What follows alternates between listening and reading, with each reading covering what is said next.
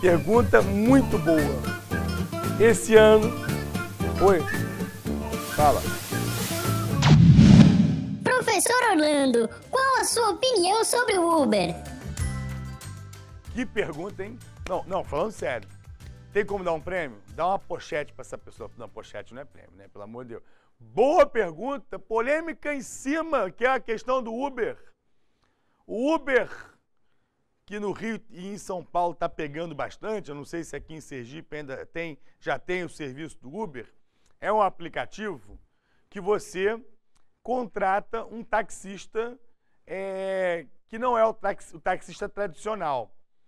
Existem dois tipos de Uber. O Uber Black, que é o carro banco de couro, sedã, né, um carro mais luxuoso. E tem o Uber X, o Uber X, que é um Honda Fit, que é um carro também de luxo, mas um carro menor.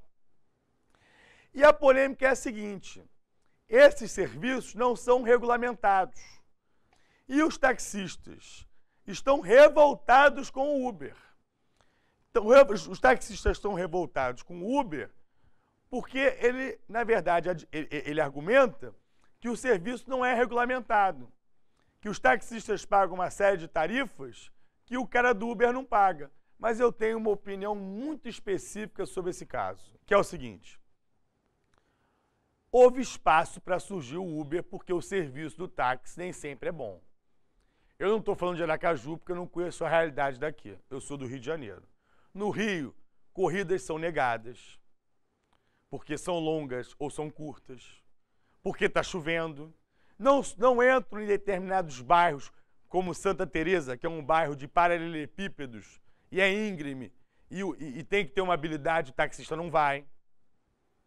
O taxista escuta música na altura que ele quer, quando é música, pior é quando é pregação religiosa. Ele anda na velocidade que ele quer, ele liga o ar-condicionado se ele quiser ou não. Eu estou falando da realidade do Rio de Janeiro. E isso deu espaço para que surgisse um serviço classe A. Que o cara do Uber vai dizer para você o seguinte: o ar tá bom, senhor? O senhor quer uma balinha? O senhor quer um refrigerante? O senhor quer uma maquiagem? Estou exagerando? Entendeu? Abriu-se espaço. E aí começou essa polêmica do Uber, que não é só no Brasil, é em vários lugares do mundo. Em Paris, em Londres, em vários lugares. E aqui no slide eu mostro isso. A pergunta é em cima do laço. Taxistas protestam contra transporte irregular e aplicativos no Rio. Aqui nem é no Rio, aqui é fora, né, em outro lugar qualquer. Na Espanha, sei lá. Na França tem protestos também. Agora, no caso recente, São Paulo proibiu o Uber.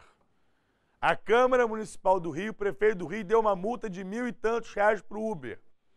Só que o Uber não tem uma caracterização. É um carro preto, ou no caso do Uber X, é um carro que não necessariamente é preto. Inclusive, galera, você vê a manchete aqui, ó. Esse aqui é o símbolo do Uber, né?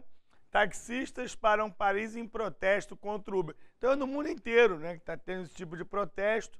Agora, olha que interessante o paralelo histórico que eu vou fazer. Na época da Revolução Industrial, com a invenção das máquinas, com a inovação tecnológica, houve também um movimento chamado Ludita, que foi um movimento de quebra das máquinas. Os trabalhadores entendiam que as máquinas iam tirar os empregos. E, de fato, tiraram. O homem teve que se adaptar. O mundo é a adaptação. O Uber acontece em vários setores da sociedade. Você vê, por exemplo, na minha própria atividade econômica, como professor. Antes eu dava aula para 100 turmas. Hoje, muitas vezes, eu dou aula para uma turma numa câmera. É a modernidade, é a tecnologia. Eu não vou sair daqui quebrando as câmeras, pelo menos por enquanto, tá certo? Ela não atingisse raio da loucura, mas a reação ao Uber tem sido uma reação, inclusive em alguns casos, que lembra gangue. Lá no Rio de Janeiro, por exemplo, até o passageiro do Uber está sendo hostilizado. O Uber gira em torno de 20% a mais do que a corrida do táxi. Por que eu vou pagar 20% a mais se eu tiver um serviço de táxi de qualidade? Que o taxista entre, pergunte com educação se o ar-condicionado tá adequado, se o volume do rádio tá bom. Não é verdade?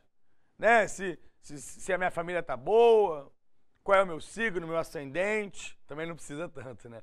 Também é um pouco de exagero. Mas aqui no caso, o movimento ludita. Eu tomo de novo um susto, é isso? Pode ser um susto mágico, né? Ui! E aí, quer mais pílulas como essa? Acesse o nosso site www.cursoseducar.com.br. Faça o seu cadastro e pronto! Estude com quem entende.